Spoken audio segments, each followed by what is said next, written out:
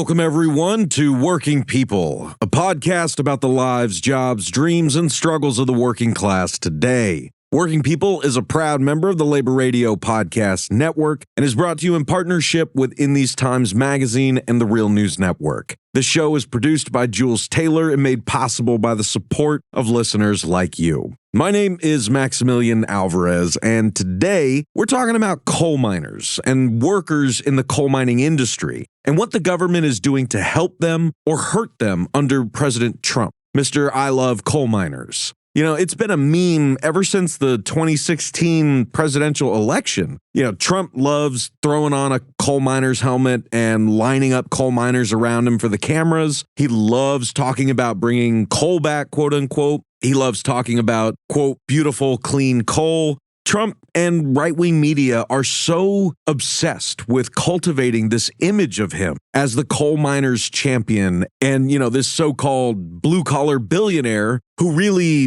gets the working class. And obviously, the industry itself is all for it. Earlier this year, Trump was even crowned the, quote, undisputed champion of beautiful, clean coal. And he was presented with this big, stupid trophy by the Washington Coal Club, which is an advocacy group with financial ties to the coal industry. But don't take my word for it. Here's one video that the White House posted on Instagram in early February of this year. The most important people here today are those who get their hands a little bit dirty to keep America running at full speed. Our frontline coal workers. My name is Kayla Blackford. I work at the Bear Run Mine. I drive a haul truck, and I think what the president has done for the coal industry is really important, and we're able to keep electricity prices down. My name is Vernon Roach III. I'm a coal miner in Alabama, Shoal Creek Mine. We know that President Trump loves clean coal. Been in the coal industry for 16 years, and the time with Trump being in office, it's been a great deal for my family, from a small coal mining town in southern West Virginia originally. Conveyor belts are the machines that we use to transport coal from 600 to 1,000 feet below ground to the surface, where it goes to power plants that fuel America's energy. We are thankful for President Trump's commitment to coal to bring affordable energy to American people. It gives us the ability to sell coal to the power plants to get us through the extreme cold temperatures, the extreme heats in the summers, when our energy grid would be struggling. It always has been and always will be an affordable, reliable source for electricity. The really dependable form of energy that we have, and that's clean, beautiful coal. Thank you, President Trump. Thank you, President Trump. For knowing that clean coal, clean, beautiful coal Keeps the lights on. Keeps the lights on. Thank you, President Trump, for knowing that clean coal keeps the lights on.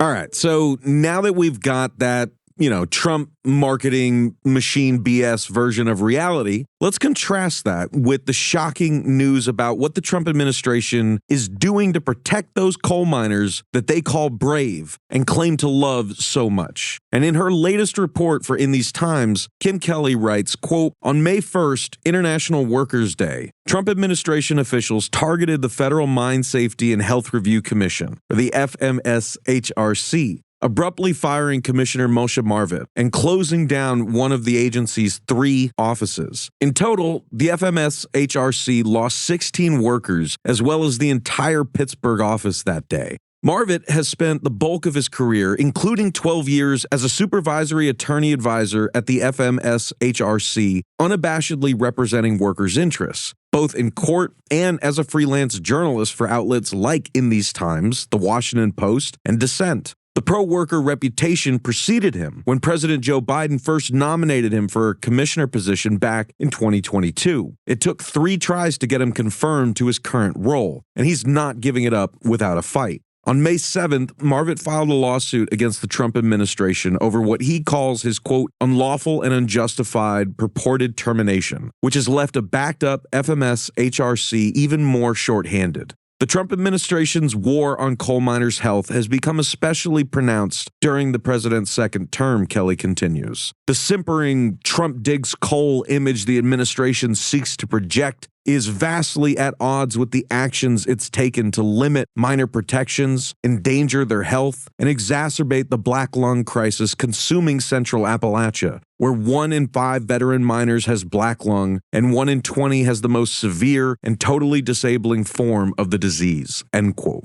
So to talk about all of this, I am really grateful to be joined once again by friend of the show. You love her, you know her, she's the one and only Kim Kelly herself. Kim, for those who don't know and have been living under a rock, is a freelance journalist and author based in Philadelphia. She is a labor writer for In These Times and regularly contributes to many other publications, including The Real News Network. Her first book, Fight Like Hell, The Untold History of American Labor, and the Young Readers edition, Fight to Win, Heroes of American Labor, are both available from One Signal, Simon & Schuster publishers. Kim, thank you so much for joining us again, sis. I really, really appreciate it. I want to just kind of jump in and toss it to you. Please pick up where I left off, reading from your really important article, which we'll link to in the show notes, but just break down for folks like what the hell is actually happening here with this, little known agency that actually has, really important consequences for the lives and health of coal miners and their families.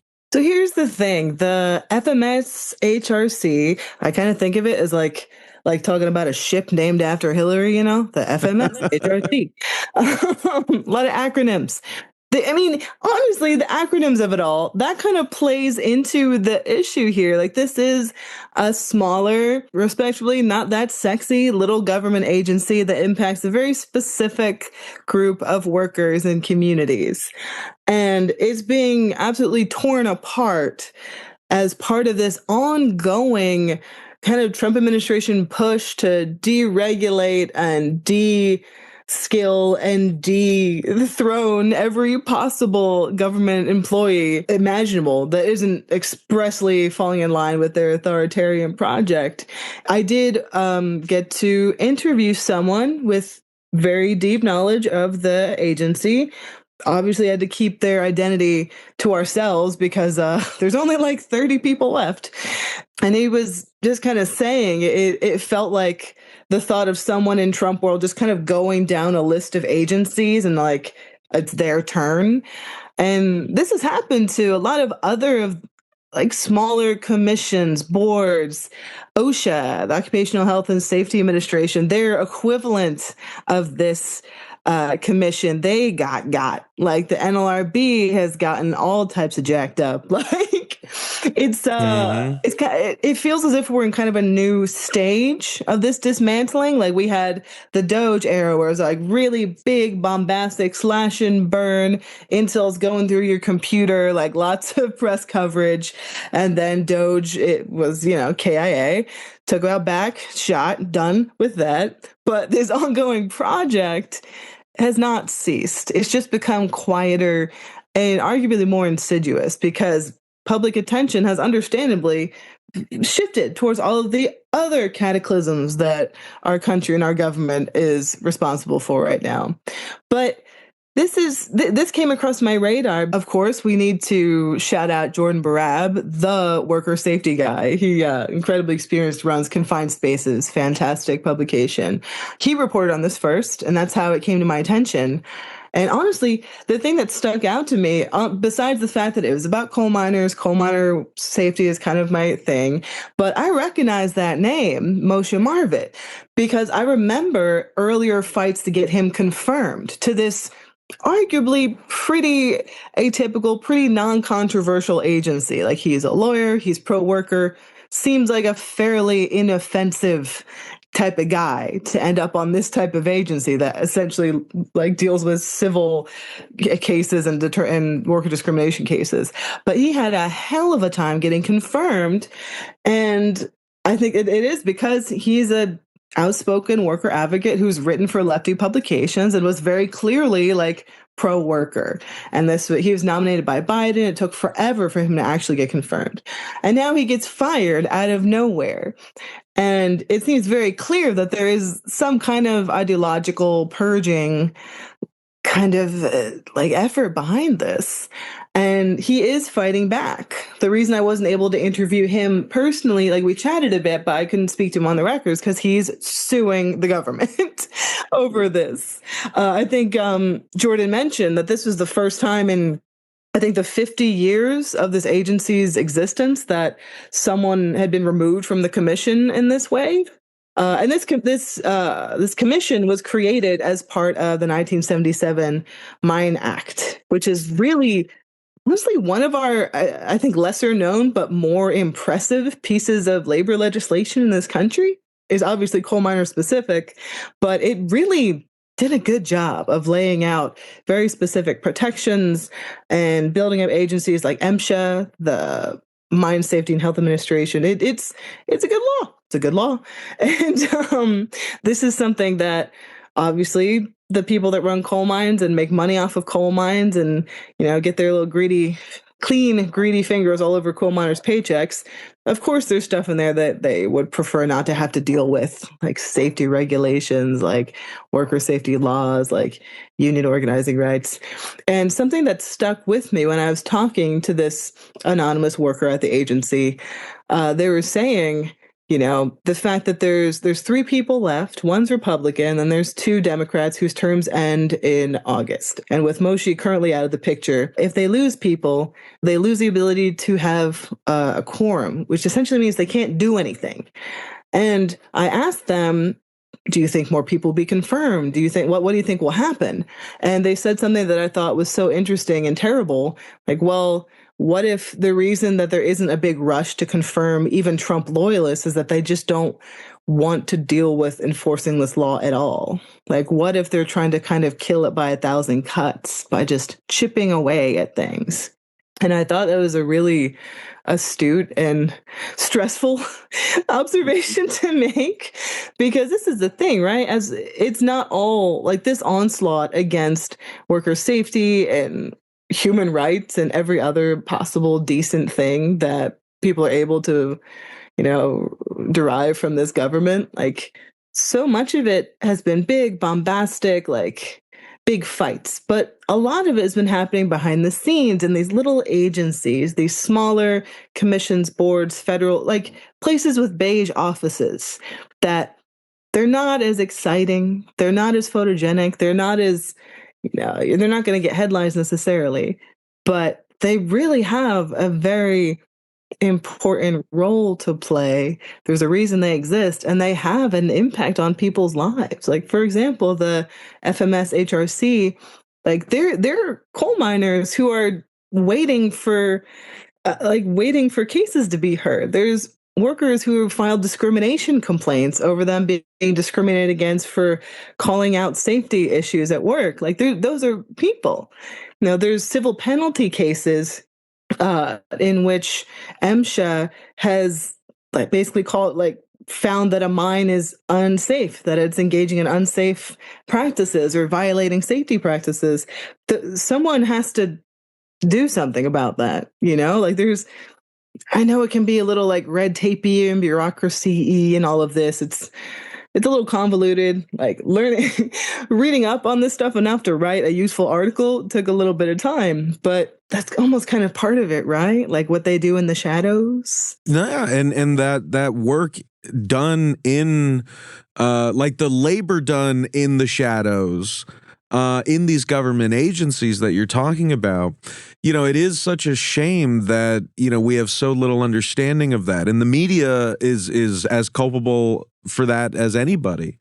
But your average citizen doesn't understand that, and thus, can't see past the word and the hatred for the concept of government bureaucracy.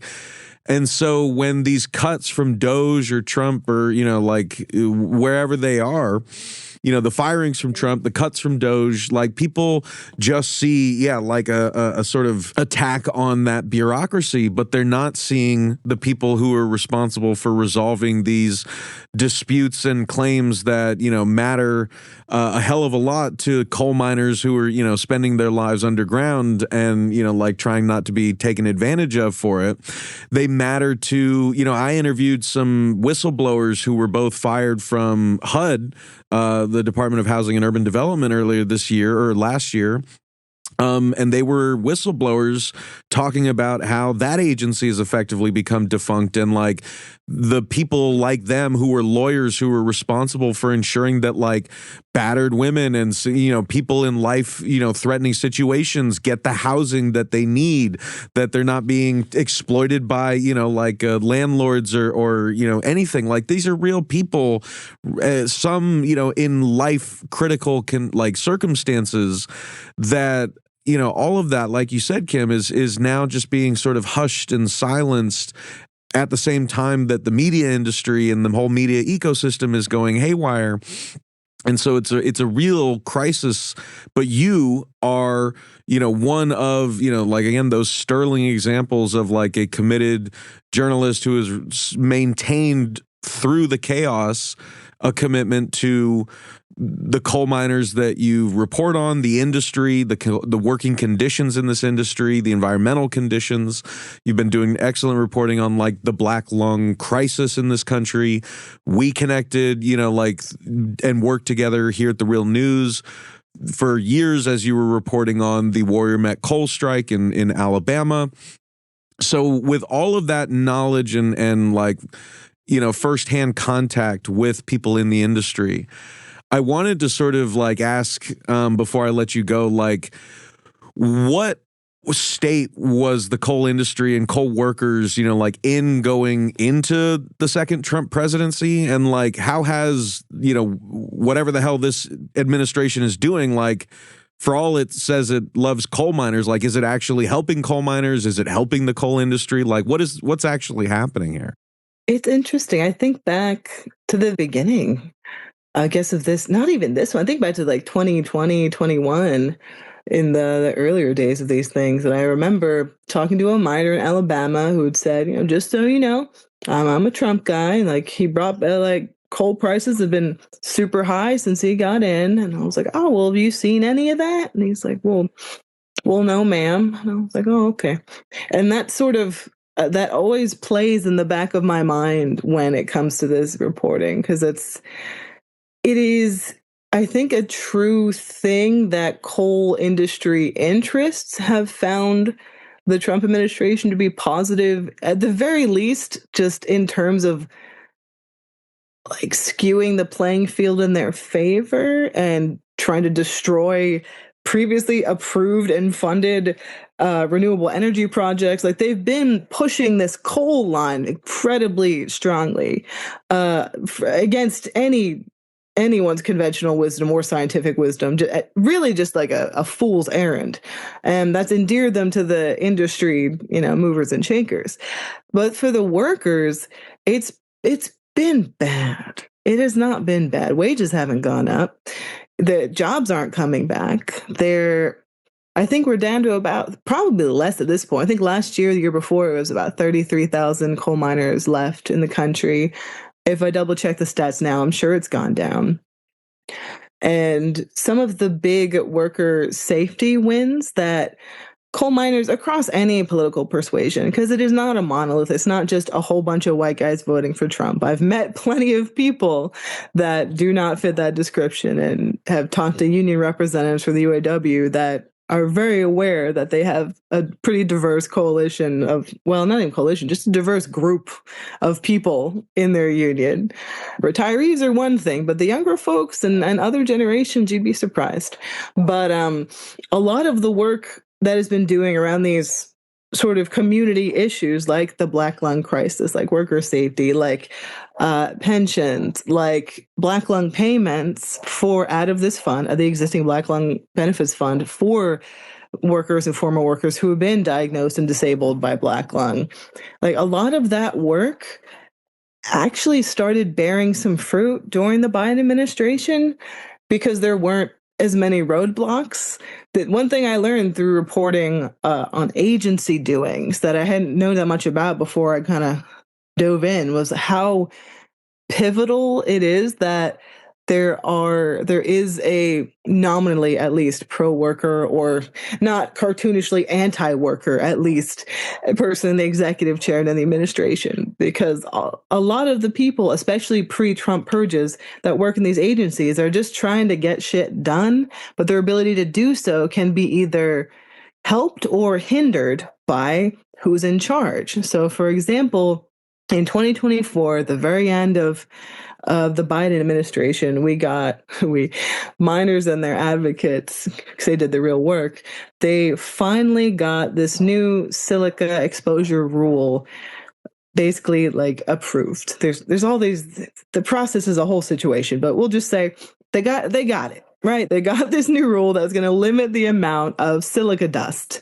that coal miners could be exposed to during their work days. This is not a new thing. Since 1974, we've known that silica dust is toxic, 20 times more toxic than coal dust. It is the absolute biggest factor driving the uptick in black lung cases and severe black lung cases among coal miners, especially those that are much younger, have much less time underground. We're talking late 20s, 30s, 40s.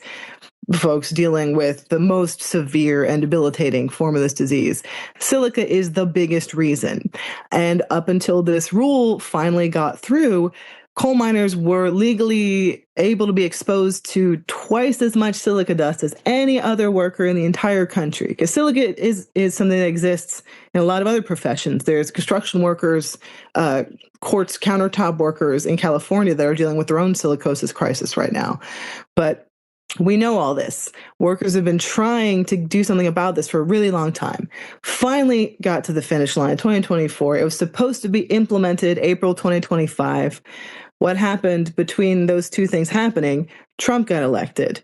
All of a sudden, that rule, very specific, very much not something the coal industry wanted to deal with, because it required them to follow some more rules and maybe spend a couple more dollars on safety equipment and engineering controls and ate into their profits the tiniest bit. They didn't want anything to do with it. And so this rule that took decades of activism and lobbying and organizing by coal miners and public health advocates and science, like everybody who wasn't a total dickhead, were trying to get this through. And it kept being delayed, just kicked down. At first, I think it was a 3-month delay. Then it was like a 6-month delay. It just kept getting delayed, the implementation and enforcement, to the point where the most recent development is that it's been basically pulled back for like more judicial review, further study, more changes for essentially they're going to make it easier for the coal industry interest to come in and weaken it and just chop it all up. Like, this is something that should not be controversial, no matter what values you have. Making it so that fewer people get black lung seems pretty inoffensive. Seems like a decent win, even to the point where some of like coal state senators, like full-on Trump zombies, came out earlier during the Doge era when NIOSH and like black lung monitoring services were getting slashed up. They're like, oh, wait, maybe can we keep some of that? And the administration pulled back. So all that to say, things have gotten worse. They've gotten worse. It's just as dangerous, if not worse, because there's this emphasis on coal and like this emphasis on trying to open new mines and new coal-fired facilities. Like, it's not going to be good for anyone but the people who have been making money off of these workers' blood, sweat, tears, and lung tissue for centuries now. And it's really disappointing. Like, we don't expect anything good to come out of the kind of people that Trump puts in charge of these agencies, or Trump himself. But it's like, what is the constituency for kill more coal miners? Who is asking him and them to like make it harder for workers to have safety discrimination cases heard? Like, who's voting for that? It's not like these are big like no one's like, you know, who really deserves a comeuppance, those fat cats at the FMS HRC. It's like who is this for? There's like one coal guy somewhere who's like, yeah, we got him. And it's just unfortunate. And I've been reporting on this for a long time. This is like one of my things I report on. I ended up being that guy. And the one thing that well, there's a lot of things that make me sad, but one thing that makes me sad, I'm frustrated when I, share stories on social media, like, here's this article I wrote, please clap. There is always some people, some commenters who are like, well, they voted for this. Well, that's what they get. Who did they vote for? Who did they vote for? And that has been a recurring theme ever since I first started writing about coal miners, gosh, almost like 6-7 years ago. There's a real lack of empathy and a real sort of spitefulness from some folks who just assume that coal miners are all the same. They're all the same kind of person. They all voted the same way. And it's just disappointing to see, because I guarantee you no one voted to get black lung and lose the ability to breathe or play with their grandkids or their kids.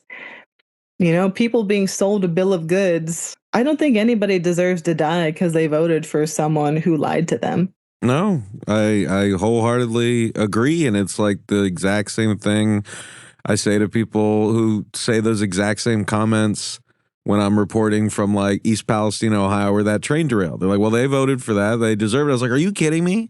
Do you see what they're going through? Like, how could you say that on a video that is showing you that they're dying? Like, have we lost so much of our humanity that like we can't even empathize with each other on that basic level? And again, I could talk to you about this for days, but I know I got to let you go. And I want to underscore for people that is why Kim's work is so important and why we work so well together with Kim here at The Real News, is because like if you're not tending to that human stuff, then you're not actually interested in the truth, right? You're interested in an argument about the truth and how you can twist the truth into something else for your own purpose. We are reporters who care about human beings. So like we go out and get the truth, wherever it lives in the complex lives of complex people, like the ones that Kim is talking about. And Kim, with just like a 2-minute sort of like maybe kind of wrap up, I wanted to end on that note. Not asking you to speak for anyone or any group of people, but just any points you want to impress upon people who are thinking that way, especially in an election year. Well, they voted for that. Why should I care about that? Like, what do you want them to know about what black lung actually does to your body? What do you want them to know about like what it's actually like to work in a coal mine or live in a coal mining community? Just anything you want to leave folks with before we let you go and wrap up.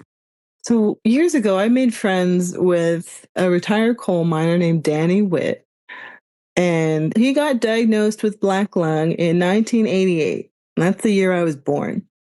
So for my entire life, his lungs have been struggling to function. He's had a hard time walking. He had to stop doing a job that he worked to care for his family and put food on the table.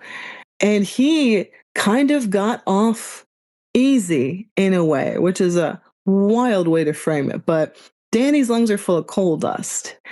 I've met people my age. I'm 38. I've met people my age and a little bit younger who have lungs full of silica, and they can't breathe on their own.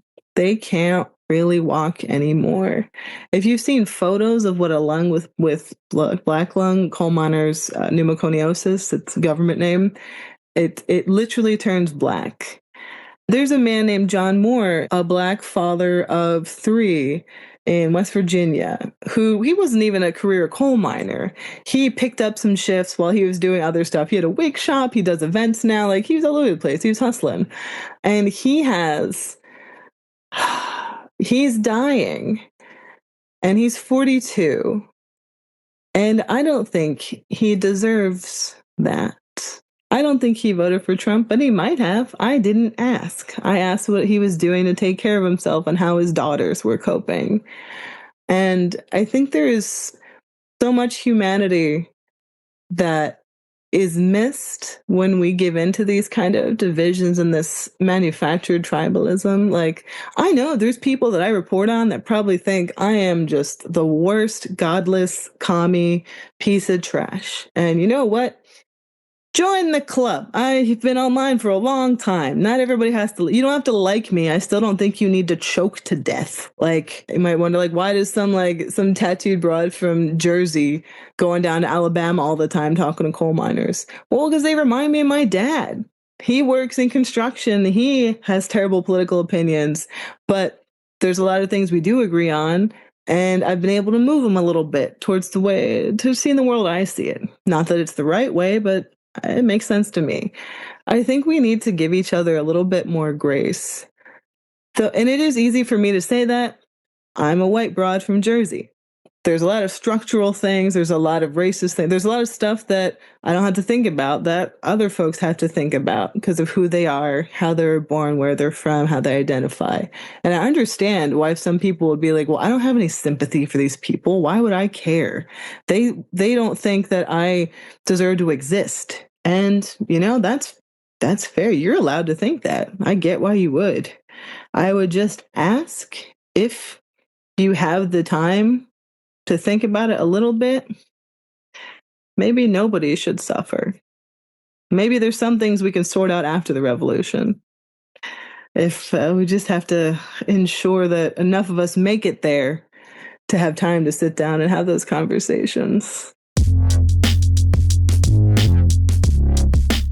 All right, gang, that's going to wrap things up for us today. I want to thank our guest, the indomitable Kim Kelly, freelance journalist and labor writer. Go find Kim's book, Fight Like Hell, The Untold History of American Labor, and follow more of her writing using the links that we provided in the show notes for this episode. And of course, I want to thank you all for listening, and I want to thank you for caring. We'll see y'all back here next time for another episode of Working People. And in the meantime, go explore all the great work that we're doing at the Real News Network across all our different platforms. And we're doing grassroots reporting that lifts up the voices and stories from the front lines of struggle. Sign up for the Real News newsletter so you never miss a story, and help us do more work like this by going to therealnews.com/donate and becoming a supporter today. I promise you guys, it really makes a difference. I'm Maximilian Alvarez.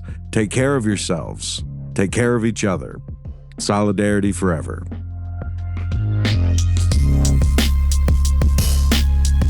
When my face you no longer see, I live on, yes, I live on. Wherever we go, we are going to roll the Union on. The song I live on, yes, I live on. Wherever hungry are we. Just as hungry can be. The song I live on, yes, I live on. Where mean things are happening in this land, it's read a song, I live on, yes, I live on. Wherever the book mean things are happening in this land is read, I live on, yes, I live on. Wherever the videotape of me is shown, I live on, yes, I live on. If I have help to make this a better world to live in, I'll live on, yes, I'll live on.